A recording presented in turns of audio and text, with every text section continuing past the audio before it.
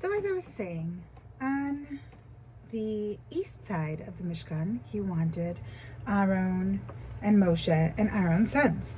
On the left side of the Mishkan, which was the west, he wanted Gershon and his family. On the, let's see, on the southern side, which is the bottom, he wanted Kehat and Kehat's family. And on the northern side, he wanted Merari and his family. Around them is where the rest of the Shvatim would be. Because Shevet Levi was going to be closest to the Mishkan, since they're the ones that do the work in the Mishkan. Okay, so around them, from the right and the east, that is, let's see, where was it? From the east, they wanted,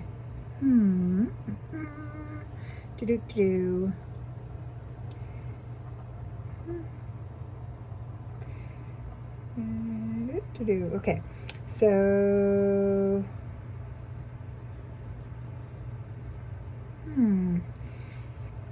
I just am finding the flags. I'm not even finding where it's supposed to be that. Oh, I think I found it. Okay, and the east were going to be Yehuda, Yisachar, and Zvulun's families, or their Shvatim. From the south would be Reuven, Shimon, and Gad. From the west would be Ephraim, Manasseh, and Binyamin.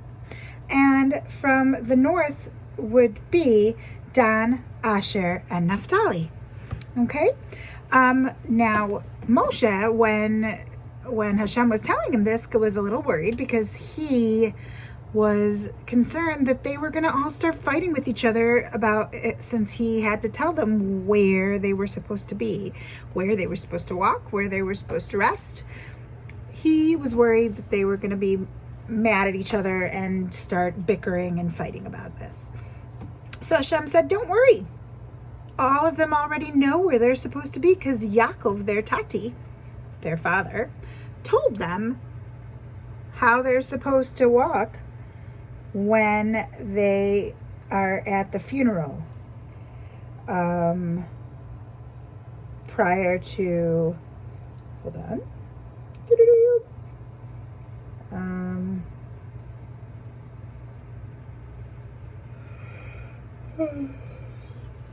Sorry. He told them how they were supposed to walk when they had Yaakov's funeral. He told them where he wanted them all to be standing around the casket, or around Yaakov during this sad situation. And he basically said, and then later, when you guys are walking in the desert, this is how I want you guys to continue to be. So they understood what he wanted, and they already knew how to walk and how to go. Now, each Shevet had their own flag showing who they were, and the flags kind of symbolized things that coincided, that were the same as the brachos that Yaakov gave each Shevet. So let's see. Reuven had a red flag with a picture of a plant called the Dudaim. Shimon had a flag that was green with a picture of the city of Shechem on it, because remember that Shimon was one of those that went and killed all the people of Shechem when they kidnapped his sister Dinah. Levi's flag had 3 colors, red, white, and black, and a picture of the Choshen that the Kohen would wear on it. Let's see. Yehuda's flag was the color of the sky. That sounds pretty. And it had a lion cub on it. Yissachar's flag was the color of dark sapphire. Sapphire is a dark blue. And it had the picture of the sun and the moon on it. Zvulun's flag was white with a picture of a ship because they were sea merchants and they did a lot of trading by sea. And they worked really hard so that so that the people from Yissachar would be able to learn Torah all day. Dan's flag had a picture of a snake because Yaakov had said, Dan will be a snake on the road. Gad's flag was black and white.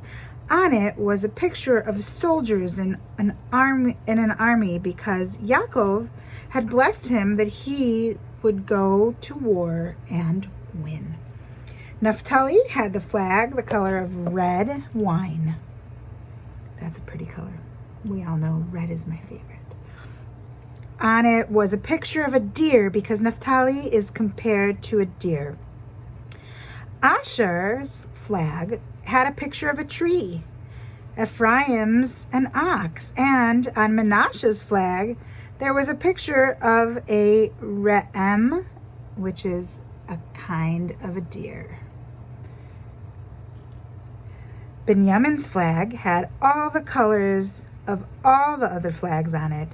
It also had a picture of a wolf because Yaakov had said Binyamin is a predatory wolf. Now, when the other nations of the world saw the Jewish people camping under their flags, they realized that Hashem must love them very much and became very jealous. They were jealous that Hashem loved the Jewish people more than them, and they were jealous that Hashem rested among the Jewish people in the Mishkan. They were so jealous that they tried to put an end to the special way that the Jews camped. They came to the Jewish people and said, "Come live with us. If you join us and be like us, we will make you princes and important people." But the Jewish people were not having it. They were not tempted at all. There is no honor in the world that is greater than the honor which Hashem has given us. They said, "No, we don't want to be like you at all. We want to be like us. Hashem gave us the Torah. Hashem is taking care of us." Hashem said to Moshe Rabbeinu, the firstborn son of the Yidden, of the Jewish people, were supposed to work in the Mishkan and bring up korbanos. That was supposed to be their job. But they were the ones to sin by Chet HaEgel. That's, remember, the golden calf thing? So I do not want them to serve in the Mishkan. The Leviim, the people from Shevet Levi, who did not take any part in the terrible sin, will serve me in the Mishkan instead. Then Hashem told Moshe Rabbeinu that the firstborn sons were still holy, and that is why they had to be redeemed. He said, each firstborn son will be replaced by a member of Shevet Levi, who will take his place in the Mishkan. From now on and forever, the Leviim, and not the firstborn sons, will serve in the Mishkan. Moshe Rabbeinu had a question. There are a lot more firstborn sons than Leviim, he said. What happens to a firstborn who does not have a Levi to take his place? Hashem replied, every firstborn who doesn't have a Levi to take his place must give 5 shekel to the Kohen. The holiness of the firstborn will be transferred to the money, and in this way the firstborn will be redeemed from serving in the Beis Hamikdash. This is called Pidyon Haben. Moshe was afraid that if he will approach a firstborn and say, "You do not have to have a Levi to take your place. You must give 5 shekels to the Kohen instead," they will say, "How do you know that I am missing a Levi and not a different firstborn? Why must I be the one to give 5 shekel to the Kohen?" Moshe Rabbeinu had an idea. He collected pieces of paper, the same number as the amount of firstborn that there were. He counted out the number of Leviim that there were, and he wrote Levi on each one. On the rest he wrote 5 shekels. He placed all of the pieces of paper into a box. Each firstborn was told to take a folded piece of paper out of the box and read what it said. If it said Levi, he knew that there was a Levi to take his place, while if it said 5 shekel, the person knew that in order to be redeemed from serving in the Beis Hamikdash, he would have to give 5 shekel to the Kohen. Even today, each firstborn son that is born has to be redeemed by the parents giving money to a Kohen. It is a very big mitzvah. Only a firstborn son, not a daughter, and not even a first son born after a daughter, has to be redeemed.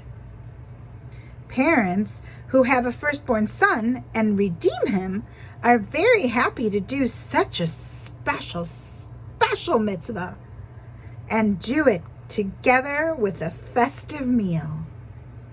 The firstborns lost their right to serve by making a calf of gold.